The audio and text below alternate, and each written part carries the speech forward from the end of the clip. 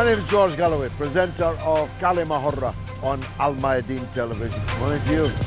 I don't mince my words. I speak Kalimahorra, and my audience does too. Kalimahorra, free word, free for me, free for you. Catch it. Nice to meet you, brother.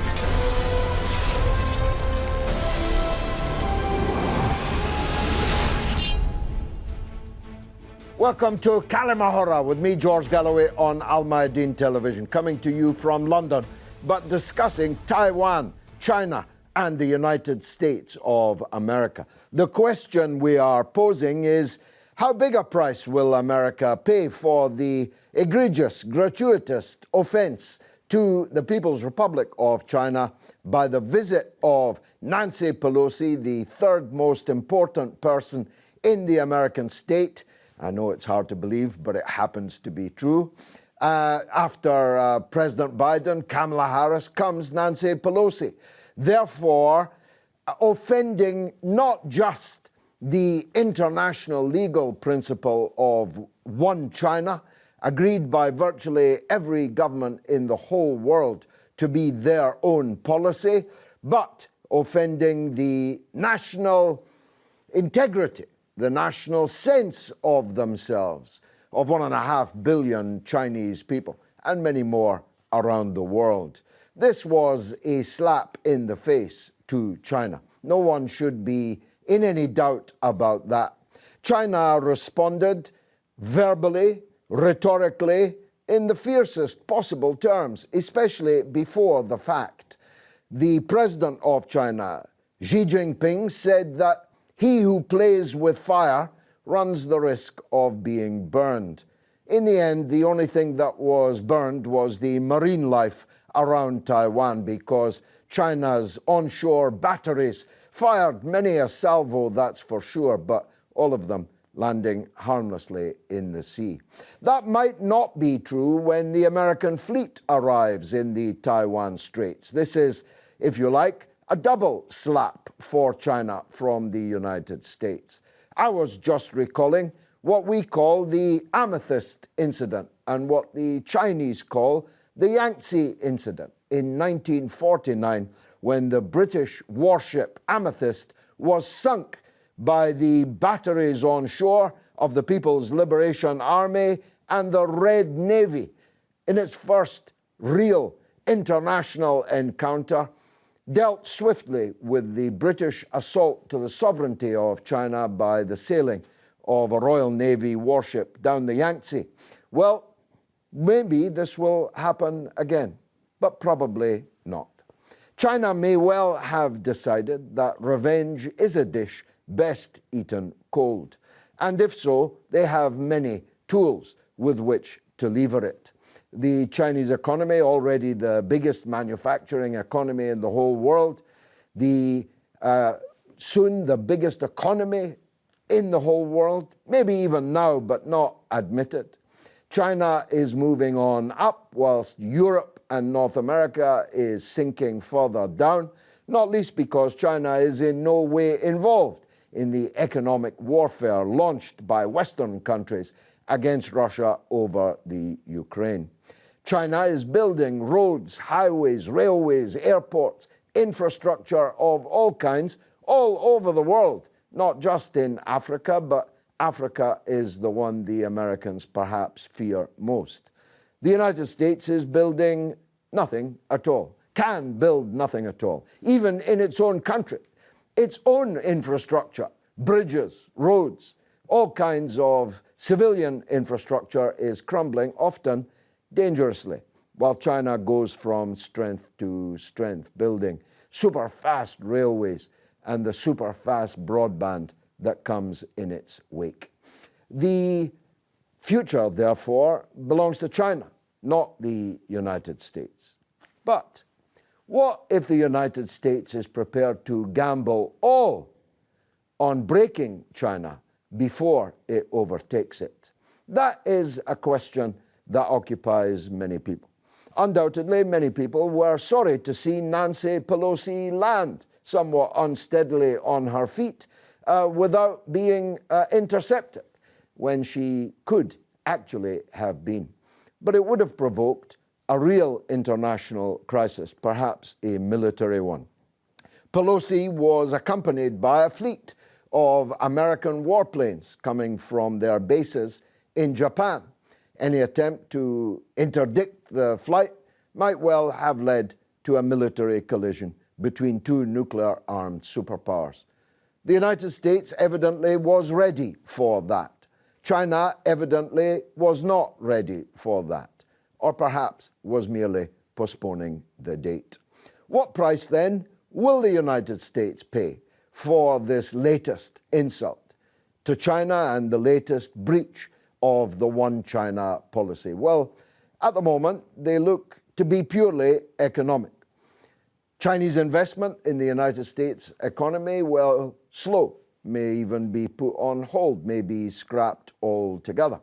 China may decide to dump some of the United States debt and currency that it owns, more dollars, in fact, than the United States Treasury holds. But as the United States Treasury is based only on a printing press and nothing else, they could always run off more dollars, I'm sure. But China can affect the value of the dollar, can affect the value of American bonds in the bond market. It can do many things.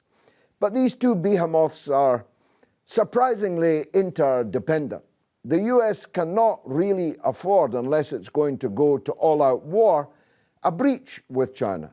And China perhaps cannot really afford, short of nuclear war, a whole breach with the United States. I'm surrounded by experts of different political stripes, and let me introduce them to you now. The expert of all experts, as far as I'm concerned, is Keith Bennett, China expert and co-editor of Friends of Socialist China. Keith, welcome back, and let's start with you. How did you see the crisis?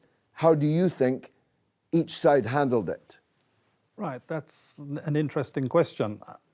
There was an awful lot of very, very heated rhetoric in the Chinese media, and particularly on Chinese social media, but also in some papers like the Global Times in the build-up to Pelosi's visit.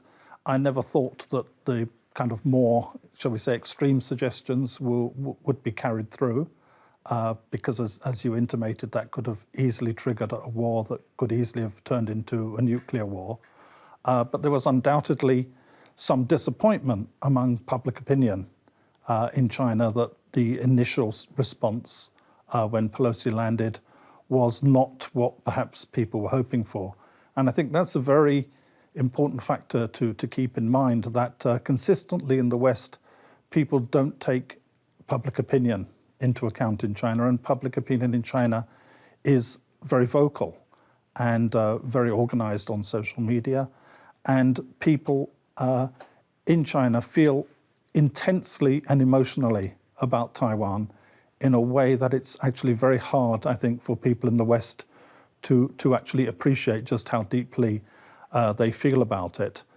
So there was a kind of feeling that Pelosi had come and gone, and if you like, the Americans had got away with it. And then we saw the Chinese response starting to unfold, the economic measures, the suspension of cooperation with the United States on a whole range of issues, and of course the military exercises around Taiwan, which were quite unprecedented in their scope and scale. And what they actually showed was China's ability to completely surround Taiwan and in effect to blockade it if they so chose. And a short period of blockade by China of Taiwan will cause, immense havoc on global supply chains. I mean, forget the idea of getting a new mobile phone if that happens because of semiconductor production and so on. Of course, the Americans have protested very strongly about that. The Chinese response has been quite simple: don't say that we didn't warn you. But I think what's also important is what you said about the idea of revenge being a dish best eaten cold, in that what we saw was the beginning of the rolling out of a process. And this is not an issue that is going to go away, because I think that the Chinese leadership have concluded that what the United States has really been doing is salami slicing the One China policy, which they signed up to in 3 Sino-US joint communiques, which is the premise on which US-China diplomatic relations exist. And that if they didn't take a stand now, then the whole One China policy and the whole basis of China-US relations would collapse. And I think it's very important also to understand that the Chinese always take a very long view of this. Their agenda is not driven by the morning's headlines, as British politics and American politics are. And I just like to put this into some kind of perspective. The first Indian ambassador to the People's Republic of China was a man called Radhakrishnan. In fact, he was the last Indian ambassador to Chiang Kai-shek, the first to Mao. So he wrote a memoir called Into Chinas, meaning the pre-liberation China and post-liberation China. And he talks about being taken around the Summer Palace in Beijing, which had been burnt to the ground by the 8 Allied powers, led by Britain and France at the turn of the 20th century. And the guide taking them around, and this is already 50 years later, itemizes what the British and the French stole and so on, and said, one day we're going to make them pay for this. So watch this space. Now, Joseph Robertson, you take a very different view. You're a big supporter of Taiwan, and what you say is its importance to the UK.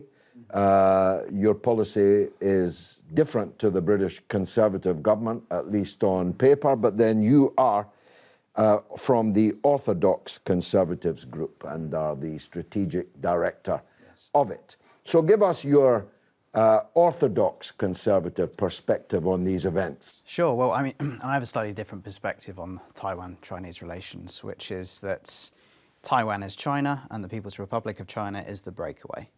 And I think if we're going to be historically accurate, that's always the basis to speak of about those relations. So when I look at the one nation policy of China, I always add a caveat to it, which is that, yes, many nations signed up to the one China policy with the caveat of 2 systems. That was first to include Hong Kong, secondly to include Taiwan in the future. That policy has already been broken by China, by the People's Republic of China, by 25 years. We're 25 years on now from the handover of Hong Kong by the British to the Chinese, and that was meant to extend to 2047. And what we've seen with the national security law and the takeover of the Hong Kong courts and essentially a mockery of the Hong Kong system in the last couple of years by the CCP is a breakaway from that pact. And who's to say that they're not going to follow up by doing the same with Taiwan? That's my fear. Now, not to say that they want to escalate. There's been good points made already. I don't think either side really want to escalate. I think probably the biggest offence by sending Pelosi over was to the US themselves, that was all they could muster up. I kind of see Chinese foreign policy as a little bit like a K-pop, if you like, polished on the outside, this sort of wonderful world of figurines and with a very dark side underneath.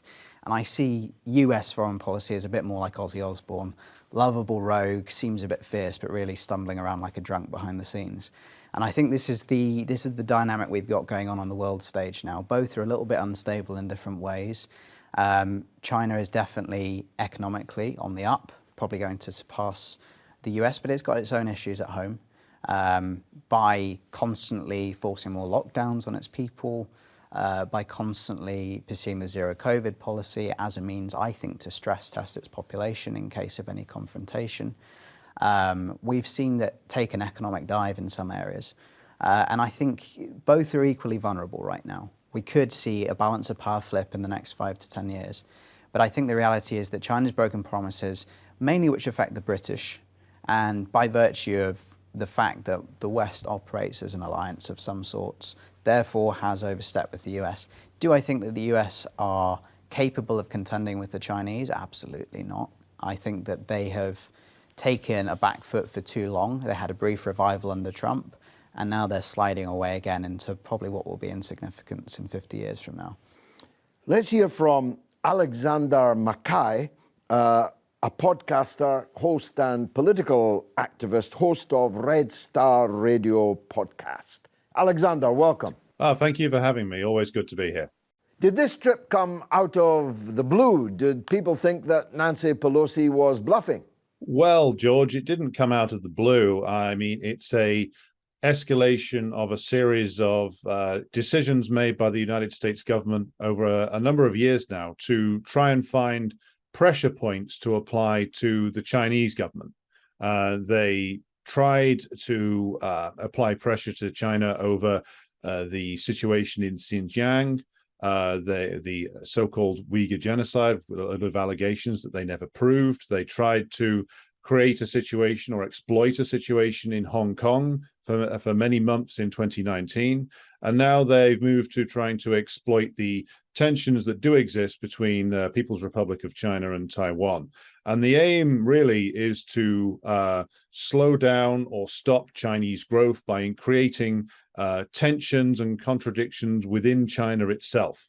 And that is why Nancy Pelosi's trip to Taiwan was regarded as a threat by the government of the PRC. And because they recognize that it represents another attempt by the American administration that's been escalating since at least 2008 to find ways to cause internal problems in China itself. And that is the context in which this trip must be viewed, I believe, George. It must be viewed as a further continuation of the US policy that has run consistently since the administration of Barack Obama through Donald Trump and now into Joe Biden. Why do you think the US decided to escalate the standoff with China at this time? I think that the US fell into this problem because they are desperately looking for ways to assert themselves. Their actions have provoked a war in Ukraine, which is not going well for the Ukrainians, who the US has backed very extensively and expensively with all kinds of weapons and aid. They got humiliated in Afghanistan last year. They were scuttled out of there and made a mess of their withdrawal.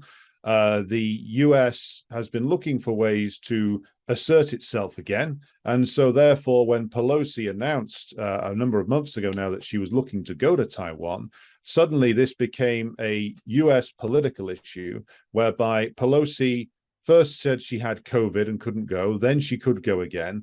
And it became an issue of party politics in the United States as well. They need to desperately try and assert themselves. They feel the need to assert themselves against the Chinese, against the Russians. But in the end, ultimately, I think that this has weakened their cause because it seems that the trip of Pelosi was received very badly inside Taiwan itself because she was greeted with big demonstrations from the Taiwanese people who realize that the game that the United States government is playing and that they don't want to be manipulated into a conflict like the Ukrainians were. China has no wish for conflict with the US and the West, but now it seems China's being dragged into that conflict. I think in the long run, the Chinese government's position hasn't actually changed. They published a white paper on what they see as the future of China-Taiwan relations, which is the integration of Taiwan into the People's Republic of China under the one country, two systems doctrine that they've used to integrate Macau and Hong Kong. They made it clear in that document that they want to see the integration of Taiwan into China via peaceful means. But they also make clear that they will not tolerate any attempt by the United States and its allies to turn Taiwan into some kind of armed camp that the United States and its allies did with Ukraine. They will not tolerate the further fostering of what they regard as the secessionist aspirations of the current government of Taiwan, led by the Democratic Party of Taiwan. And they will assert what they regard as their sovereign rights over the whole of China via military means, if forced to do so. And they make it very clear in their policy announcements that they regard military force as a last resort, but it is there as an option. What was the benefit to the US of this step in escalating the crisis? Many struggle to find any benefit for the US out of this at all. Well, I think in the short term, they may their arms companies may benefit if they try to get the Taiwanese to buy more weaponry from the United States. That's always a motivation. But I think that the US policy has been revealed as being rather stupid over the course of the last few years, to be honest, George. I think that they the one thing that they always tried to avoid in the past was having their major competitors, the Russians and the Chinese, unite together. And their policy in the last few years has managed to forge an almost unbreakable alliance between the Russian and Chinese governments at a time when the US was looking to pick them off and divide them. But they've managed, through their actions in both Taiwan and Ukraine, to weld these two powers together in a way that wouldn't have been possible otherwise.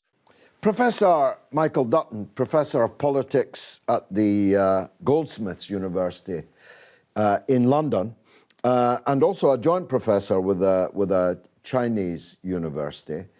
Why do you think the US did this? It was a very risky thing to do unless they knew that China wasn't going to respond in line with much of Chinese public opinion, at a time when they're already effectively at war in Ukraine, giving them a war on two fronts. Yeah, I think it's almost baffling if you don't take into account the fact that there's internal politics within the United States. I think Pelosi's visit was, in many respects, quite opportunistic. It kind of fits in with the social warrior model, so it'll attract votes in China. Plus, I'm not sure I agree with the last speaker in terms of tying together Obama, Trump, and now on to Biden. I'd say what's been happening between the various political factions in the United States has been almost an inflation in the way in which they've dealt with China, so that China becomes an ever more increasing threat, and the other side then can't back down from it, otherwise they look too weak on the China front. I think it's not by chance that Pelosi goes just before congressional elections. So in terms of the United States, I think we have to fit that into, if there is a grand plan at all now, I think it's a grand plan of containment. And frankly, the gate's already open and the horse is bolted. The fact is that China has been the factory of the world now for decades, and it's part of a global supply chain that, in a sense, was supported by the Americans and promoted by the Americans. We now have a situation where it's changed dramatically. It's changed on both sides, not just in America, but also with the rise of Xi Jinping and the Idailu, the One Belt, One Road system, which is actually kind of seen by the Americans, I think, as a threat and something that needs to be contained. So I think in that wider understanding, you can understand how these things will emerge as problems. I want to go back to something Keith said, because I think it's crucially important. I think it just nobody takes any notice of it. And that is the fact that Chinese people feel very strongly about Taiwan because Taiwan is part of an unresolved problem of colonialism. And if we're talking about, as it were, false promises, that's the false promises that the Chinese will go back to about colonialism and the thing that colonialism has done, which is basically tear up the country. Remember that that the country was not unified for so long because of Western imperialism. So from the Chinese perspective, the Taiwan issue is an unresolved historical issue. Let me go to Hong Kong. I remember I was in China, in Beijing in 1997, and driving to a friend's place. We were having a celebration around the return of Hong Kong. And I went round the ring roads, which Beijing's surrounded by a series of ring roads. And the third ring road is one of the main ones. And on every crossing, there was a huge banner in Chinese saying, 100 years of humiliation over. In a sense, for the Chinese people, these are unresolved colonial issues. If you look at, within that framework, if we start to look at each of these issues and start to unpack them, we can see quite different perspectives and we can see quite different initiatives. But overall, the problem is one, it seems to me, of instead of China being a strategic partner, which it's always claimed it wants to be, America has decided it is the new enemy and it's all about containment. Much more of this coming up after the break. Stay tuned.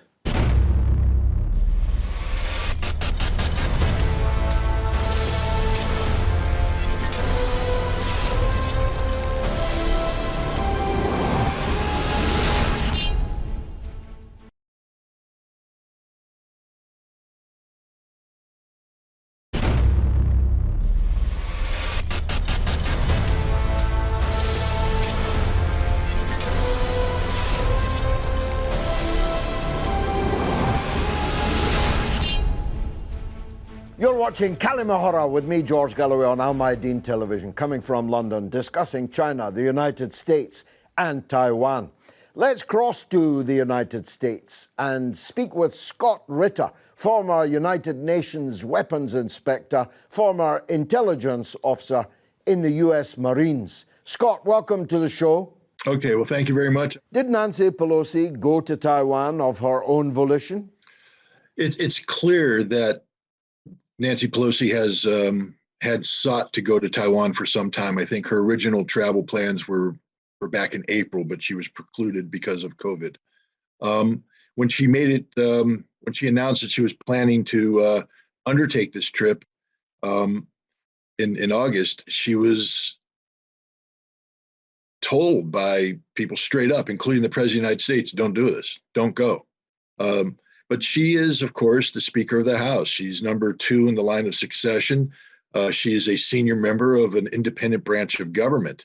And so even though Joe Biden didn't want her to go, he couldn't order her not to go without creating a political crisis between one of his most important political allies, whom he needs the support of to pursue some very aggressive domestic political agendas on the eve of a critical midterm election.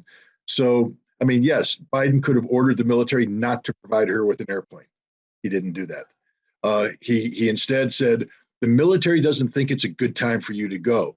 And the military backed that up by saying this could create a crisis. The State Department made it clear that she wasn't representing American foreign policy. She wasn't there to reinforce existing diplomatic points. So I think the shorter answer is yes, she went on her own volition. This was very much a rogue operation carried out by Nancy Pelosi to pursue goals that only Nancy Pelosi was pursuing. They weren't in concert with the rest of American policy. Isn't this damaging to U.S. credibility that they make agreements, but they're not really worth the paper they're written on, like the scrapping of Obama's nuclear deal with Iran? Now we've got Biden effectively scrapping the decisions made by the Nixon and Kissinger administration and endorsed by every U.S. government, at least on paper, ever since. Look, as you pointed out, this is not a problem that's unique to the Biden administration. It's endemic to the American political reality. Every 4 years, we hold a national election for presidents. Sometimes these presidents get elected and they serve 2 terms. Sometimes they only serve 1 term. But the bottom line is when you examine in the post-Cold War era American politics, we careen from Republican to Democrat to Republican to Democrat to Republican to Democrat, back and forth, and there's no consistency. So an agreement that's entered into 20 years ago may become politically inconvenient for a politician who's only going to be holding office for 4 to 8 years. But the ramifications of the decisions that are made, especially if they reverse these past agreements, are real, especially for those who enter the agreements with the United States. The United States has shown itself not to be a reliable negotiating partner, because it doesn't matter that if the current incumbent in the White House is negotiating in good faith, whatever is agreed upon can be undone by those who replace him. So you say, is it damaging to American credibility, damaging to American foreign policy? Incredibly damaging, but that's always been the case. Scott, it could be me that's stupid, or it could be the U.S. administration that's stupid. I'm genuinely struggling to see where the benefit for the United States, for its government, for its people, even for its military, in taking this particular step at this particular time. Am I missing something? In order to believe something, you need to have knowledge. And that knowledge needs to be backed by experience in order for your belief to be credible. If you take a look at what passes for discussion, debate, dialogue about China and the relationship between the United States and China today at the highest levels of the U.S. government, it's as shallow as can be. I mean, more often than not, we have senior representatives of the United States Congress dismissing anything that comes out of China as simply communist propaganda, as if China isn't a nation of, more than 1 billion people with a long history and a government that's shown itself to be far more stable over time than the United States government, with policies that are resonating globally. I mean, China is everywhere, it seems, especially economically. This is the kind of discussion that should be had, an in-depth discussion about the reality of China. But the American people don't want to have that kind of discussion. There's an old saying in the United States, when you're explaining, you're losing. And no politician wants to be explaining anything to his electorate. They just want to say something and have the electorate nod blindly and vote yes. So watch this space, because there's a US battle group headed for the Taiwan Straits. Thankfully, they seem to be steaming pretty slowly, almost as if they haven't quite decided whether to do it yet. But if it happens, it will be another potential flashpoint of enormous magnitude. Very soon, I believe. I think China sent a signal that has not been picked up on by the United States or other powers. They held very sophisticated, large-scale live-fire military exercises that surrounded the circumference of Taiwan. Many military experts have looked at this and said that is literally a blueprint for invasion. So China basically exercised its invasion plan, and it found that it will succeed if it called upon to execute this plan. China has stopped these exercises, but has not stopped its preparedness, its readiness. China does not want to go to war with the United States. That's clear. So if, let's say, the United States seeks to test Chinese resolve by sailing a battle group through the Strait of Taiwan, as I do not believe China will attack this battle group. They'll let the battle group go through. But then they will say, this is the last straw. You clearly have no intention of respecting Chinese sovereignty, respecting Chinese one China policy, and then they will invade Taiwan once the battle group clears. Notice, though, the lack of confidence that the United States has in its own military capabilities, because ships will be sent, but not the USS Ronald Reagan. Why? Because it would be sunk if China attacked.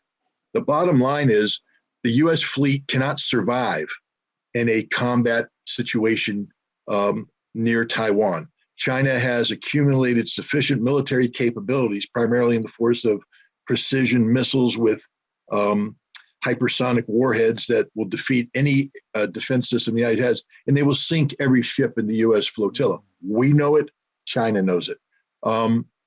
And so once the fleet clears, China will, I believe, execute their invasion plan of Taiwan. And if the United States is foolish enough to send its fleet in to try and interfere, China will sink the ships.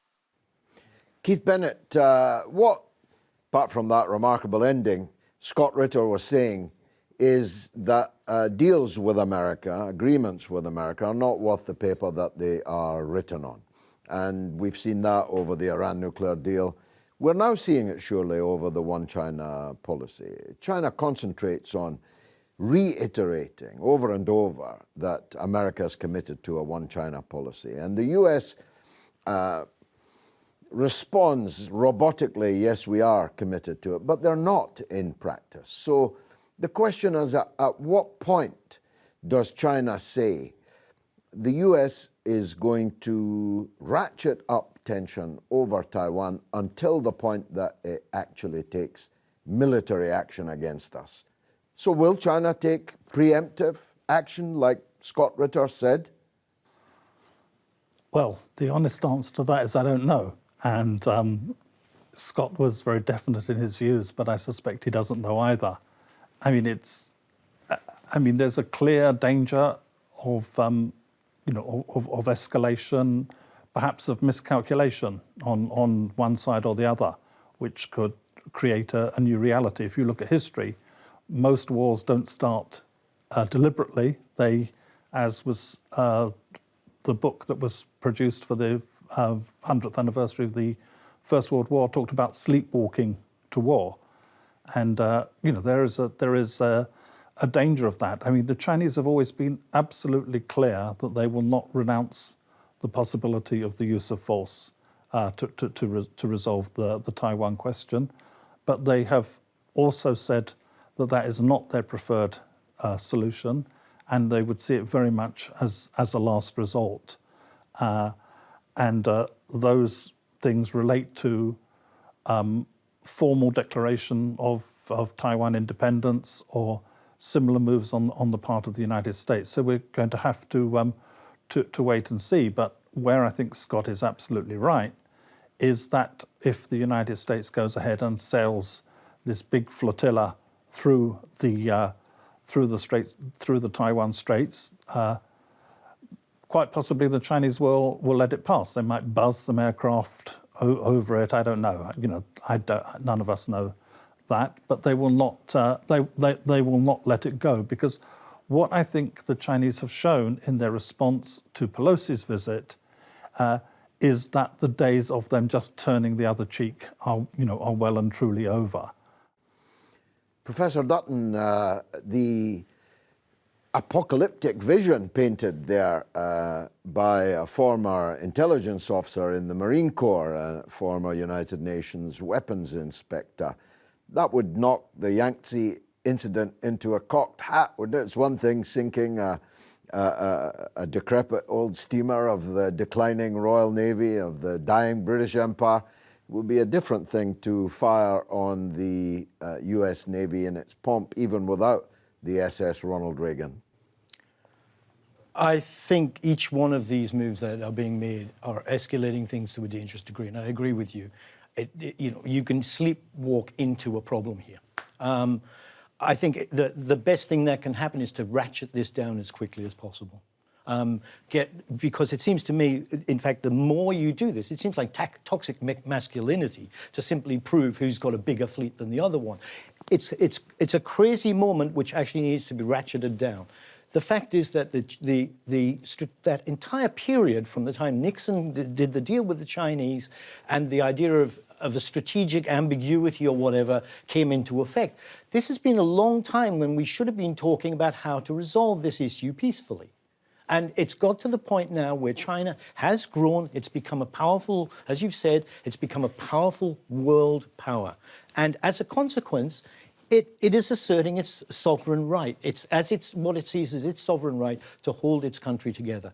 And therefore, particularly with issues like Taiwan, these are non-negotiable.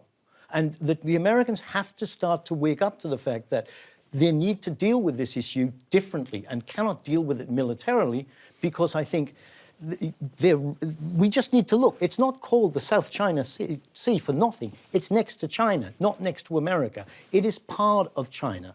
Taiwan is seen as part of China.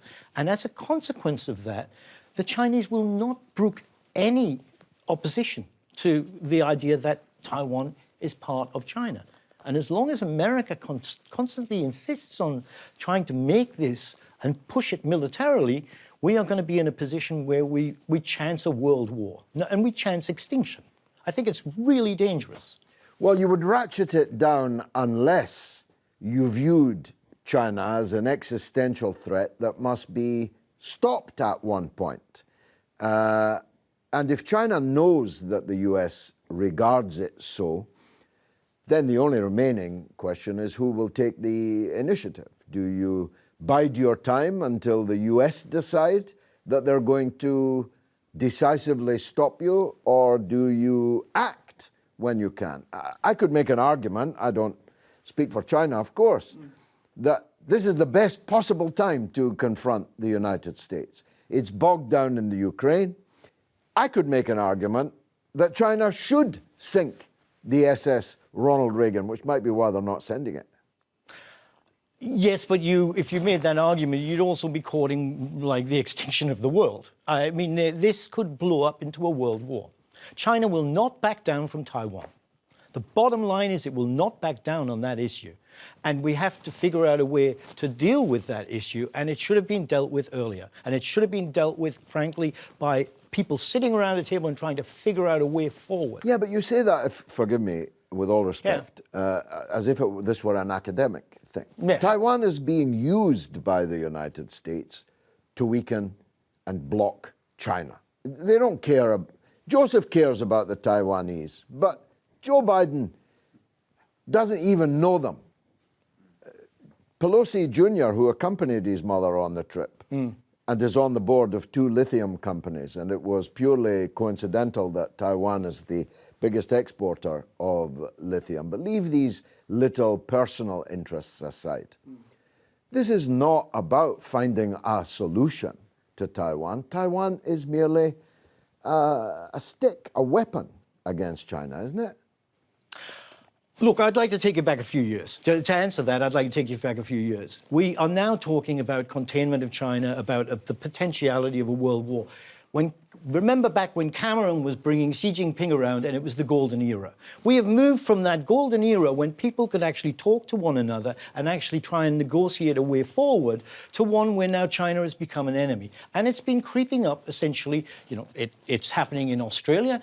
It happened with Trump with his China disease and that kind of whole vilification of China. And if you remember, we're old enough, at least some of us are old enough on this panel, to remember back into the 70s when Ezra Vogel was writing a book on Japan #1 and Japan being the biggest threat to America. China is a double threat to America. What we've got now is a system which can be characterized as communist.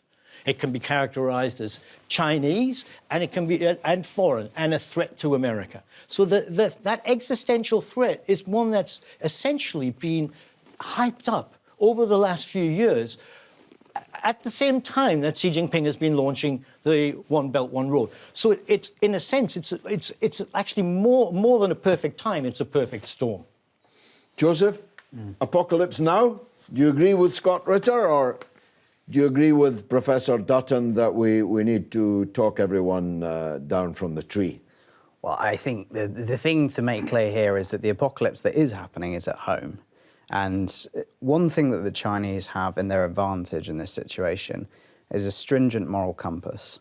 It might not be our flavour of morality and it may not be democratic, but they have a very hard line that they will adhere to no matter what. The West doesn't have that anymore. Its exports were democracy, liberty, sovereignty, and a few trade routes and a few of their own interests. Those things have all been lost. Americans don't believe in their own democracy. The British barely do.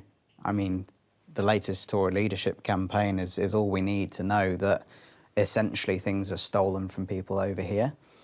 We don't believe in our own democracy anymore. So what do we actually have to export with any real level of dignity that can make us stand up to China with any backbone if it came to conflict? And that's one reason why I care about Taiwan as a country, is because they are a beacon of democracy. They have had a booming economy separate from China's influence.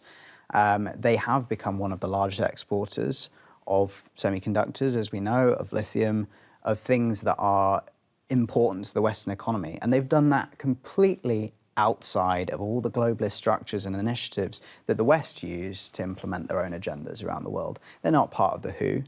They're not part of Interpol. They're not part of any of the big global organizations, most of which have incorporated China in some way into their policies.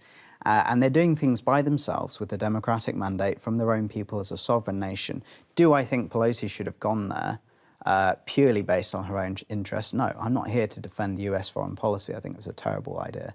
But do I believe that the Taiwanese people should be stood up for by the West based on the fact that they're doing the West better than the West does the West nowadays, in terms of their own sovereignty and their own democracy? Yeah, totally. Stood up for to the point of war? Why not? What are we here to defend? And I'm not advocating conflict. I agree with your point. We could be walking into a nuclear holocaust. I said that about the Ukraine situation. I think we've been creating proxy wars for long enough, or the US certainly has, all over the world, just to fuel its interests, that when we get to the edge of a real conflict where it's not so much about oil and it suddenly becomes about the existential crisis of the entire West, did the US have the backbone to stand up in a war? I think it's worth doing. If China invaded Taiwan, should we defend them? I think so. But I don't know if we can.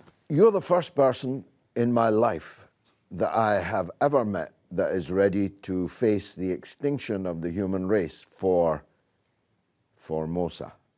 Keith, final word to you. Let's assume no apocalypse, no war. How does China reunify this last piece of its jigsaw? Well, Michael really made the point that things are actually on one level quite difficult now because of the trouble that there was in Hong Kong, which in my view was basically stirred up by outside forces, Britain and America, to undermine the one country, two systems policy. So there is a, there's a problem there.